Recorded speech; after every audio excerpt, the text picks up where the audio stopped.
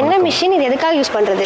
இப்போ இந்த machine name வந்து பார்த்தீங்கன்னா லிக்விட் ஃபில்லிங் மிஷின். இது மூலிமா நம்ம வந்து பார்த்தீங்கன்னா எல்லா லிக்விடுமே ஃபில் பண்ணிக்கலாம். இப்போ நீங்கள் மில்காக இருக்கட்டும், இல்லை வாட்டர் ஃபில் பண்ணுறதா இருக்கட்டும், நம்ம மோர் இல்லை ஜூஸ் ஐட்டம்ஸ் எது வேணால் நம்ம ஃபில் பண்ணிக்கலாம். இது வந்து பாட்டில் மூலிமா நம்ம ஈஸியாக ஃபில் பண்ணிக்கலாம். இப்போ பாட்டில் இல்லைனாலும் இல்லை பேக்கிங் பண்ணுறீங்க கவர்லேயே நம்ம பேக் பண்ணி தனியாக சீல் பண்ணிக்கலாங்க. ஓகே சார், ஃபில்லிங்னு சொல்கிறீங்க, அது வந்து பெரிய லெவலில் வச்சிருக்கவங்களுக்கு மட்டும் தான் தேவைப்படுமா, இல்லை சின்ன லெவலில் பண்ணுறவங்களுக்கு இது கரெக்டாக இருக்கும்? ஓகே, இப்போ ஃபில்லிங் அப்படின்றத எடுத்துட்டிங்கன்னா, இப்போ நீங்கள் ஒரு மாட்டு பண்ணை வச்சுருக்கிறீங்க, பாலை வந்து டேரெக்டாக நம்ம சொசைட்டி கொடுக்கும்போது அதனோட ரேட் கம்மியாக இருக்கும். அதே பாலை நம்ம வந்து ஒரு பாட்டில் பண்ணிவிட்டு ஒரு அப்பார்ட்மெண்ட்டுக்கு கொடுத்தோம்னா அதனோட ரேட் வந்து நம்மளுக்கு வந்து அதிகமாக இருக்கும். இல்லை அதே போல் நீங்கள் டேரெக்டாக கஸ்டமருக்கு பால் கொண்டு போய் சேர்க்கும்போது அதனோட ரேட் அதிகமாக இருக்கும்.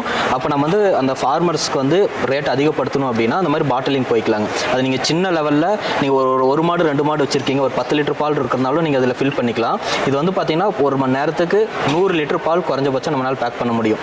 அப்போது ஒரு 200 லிட்டர் 300 லிட்டர் இருக்கிற பால் வரக்கூடிய கஸ்டமர்ஸும் இதை வந்து யூஸ் பண்ணிக்கலாங்க.